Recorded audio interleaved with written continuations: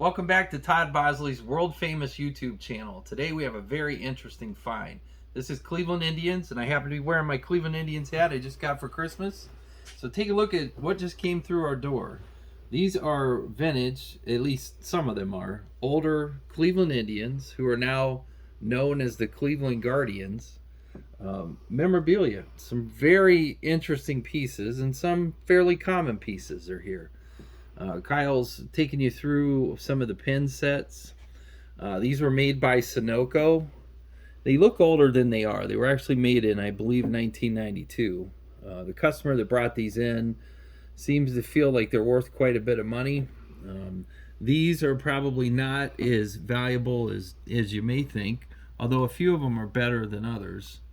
The one you're looking at up at the top here, the red Indian, that one is probably one of the more valuable ones that I've seen. The other ones down below that, the 1932, it's interesting. It's a remake on an old pin they made a long time ago. But anything, in my opinion, that says Indians now is probably going to be worth a whole lot down the road. I can tell you from my own perspective, I've been buying several Cleveland Indians pieces, memorabilia that just won't be around anymore. And someday, since they're not making it anymore, it's going to be worth more than it is today. We're going to talk about the piece right here in a few minutes. That's a 1948 picture card set. We haven't opened it yet, but if the Satchel Paige is in that set, that'll make it worth a lot more than if Satchel Paige is not in there. So we'll have to see what that looks like. Back here we have a variety of different pins. These are not Cleveland Indian related necessarily. And we have Mickey Mantle and Roger Maris, Joe DiMaggio. I happen to be a Yankee fan myself, but I like the Indians. The most interesting pin I see at the bottom is the Hank Aaron 500 pin. That came in. You don't see very many of those. It's an interesting piece. I don't believe it was made in 1968, but it is definitely an older piece. I'll take you through this. This is a Babe Ruth 23 karat gold card, and we'll talk about that in a few minutes. I'll tell you my opinion on that. And a very interesting, which is an original, was given away at the stadium through a radio station promotion, a Cleveland Cavaliers fight song 45. And it doesn't look like it's really been used very much. I got to take a look at that earlier. So that's a neat piece. That's something if you're, at a garage sale, these turn up once in a while. You might be surprised what those are probably worth. All right, Kyle, let's start with the pins. Let's go one by one. Those were given out by the Sunoco gas station in Ohio here, mostly. I don't think they did any other states with them. In my opinion, and based on the research that I've looked at, those are probably worth some of the pins probably worth as much as 25, and some of the pins, let's start here at the bottom. I'm gonna guess these are probably about $15 a piece. These would probably go somewhere in the $15 range. In the top row, for the most part, the Cleveland Stadium pin is interesting because that's close to when the new stadium was built. Those are probably $20 to $25 pins there in the top row. Pins are not an easy thing to sell, though. If this is something you see, make sure you're buying it right. It takes a long time to find a buyer for these. This is not a complete set, but it's more than you usually see at one time, so that makes it a little bit easier to sell. Let's look at these pins here. These were made by Windcraft. Now, these are a lot more common. Those were sold at most of the chain stores and grocery stores. What makes them great, though, is that they say the Indians, and so that makes them more valuable than most. The Chief Wahoo here, obviously, I think is the best pin that we have going long term as far as an investment. So I'd probably value those somewhere between $10 to $20, depending on who's buying. This pin here, though, you probably could get $30 to $40 out of it right now. But down the road, in my opinion, I think this could be a $100 pen very easily. And then we have the 1997 All-Star Game. Now that is, it's common, but it's still a hard set to find. It's especially a hard set to find without the case all scratched up and messed up. This one looks like it's a nice shape. When you lift it up, you have 4 pins in there. These 3, and then I think, well, no, you know what? I'm wrong. There's only 3 pins. I thought that was a pin.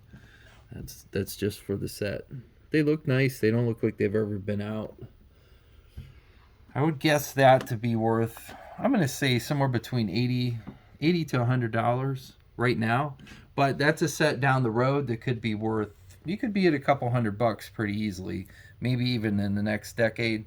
Just depends on how all of that goes. Let's take a look at these pins here. Some of those are remakes. The large Mickey Mantle pin you'll see, that's pretty common on eBay. You can find that easily.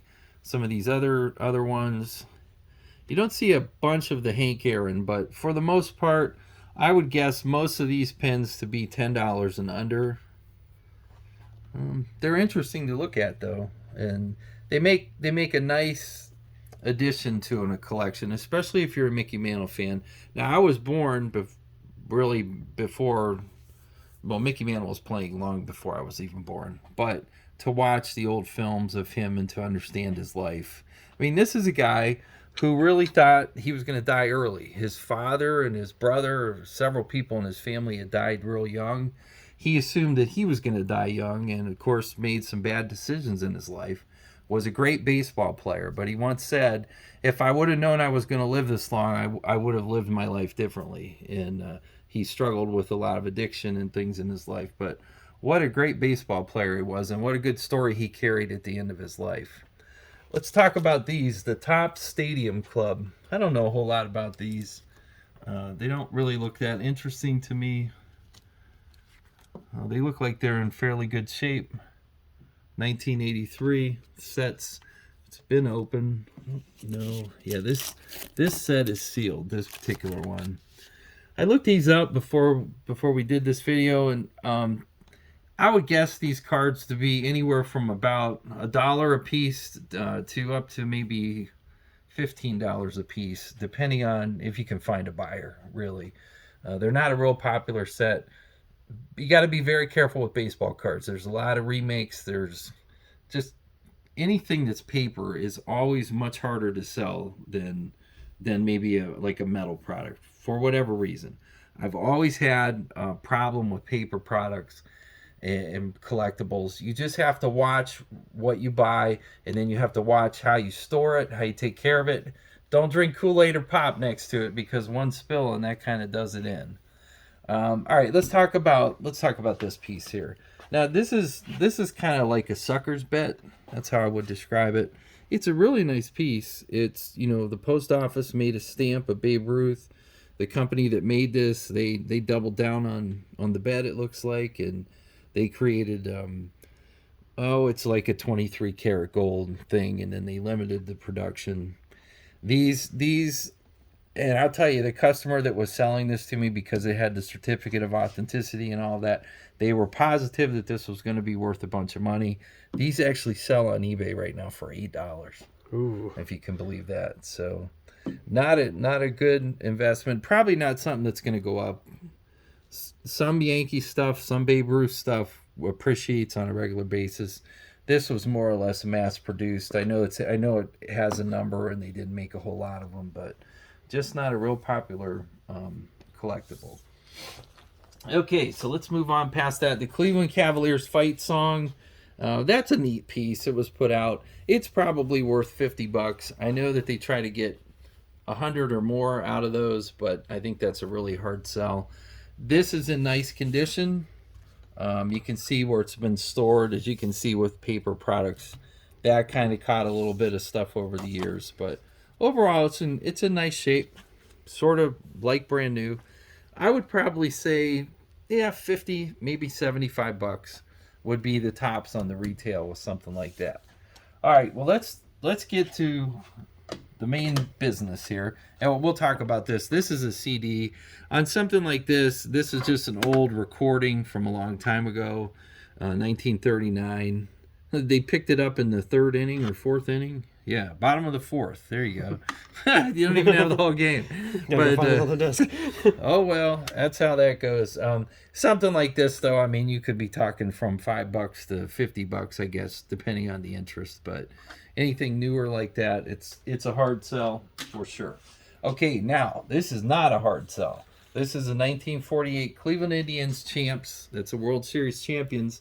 And this is a picture card set. So I'm going to open it up here carefully. This definitely has been taken care of. You can see the packaging is really like brand new. And this is from 1948. I'll turn it over. So the outside envelope looks good. That's a positive thing. I kind of set these here. I'll fan them out. And we're going to see if we have Satchel Paige. That's the guy we're looking for. Oh, these are really nice. Wow. Let's kind of slide these up here. So this is going to be the 1948 roster, and I'm hoping it's complete.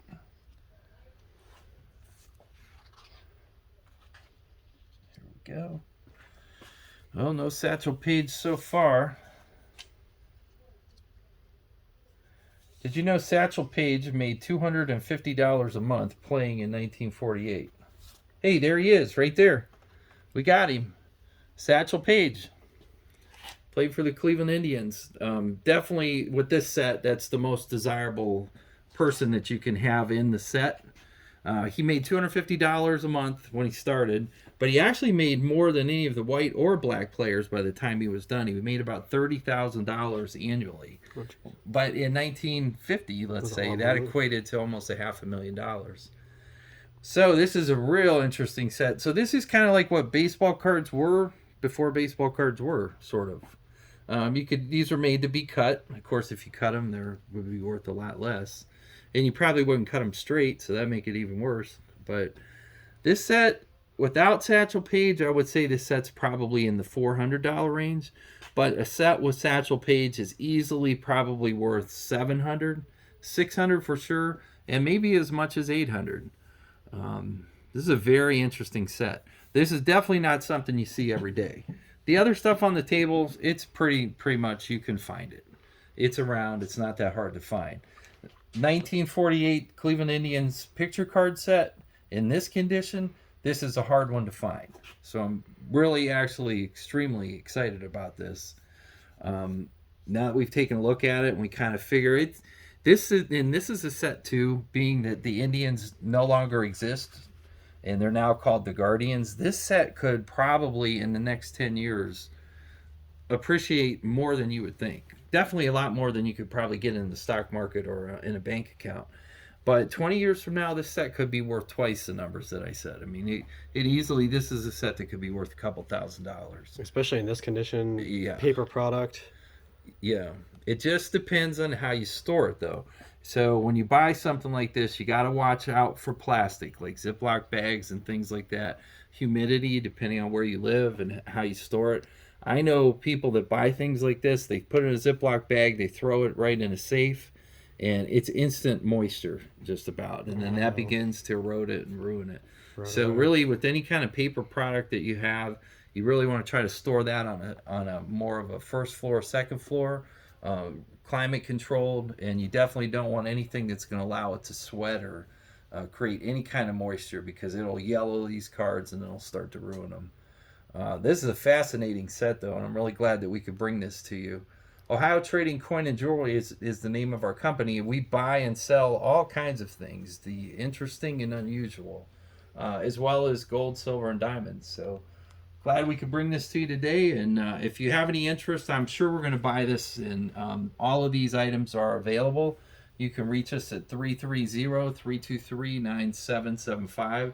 That's 330-323-9775. Check out all of our YouTube videos. We do the Todd Bosley World Famous Treasure Hunts, and we bring you unique and interesting stuff like this. For sure, this is one of our most interesting finds, and I hope you find it fascinating as well. Rarely, I don't know if I'll ever see another one of these in this condition that will come through the front door. I mean, obviously, these exist, But to have this come into your business and somebody want to sell it is extremely unusual. So I'm very excited that we're going to have the opportunity to buy this.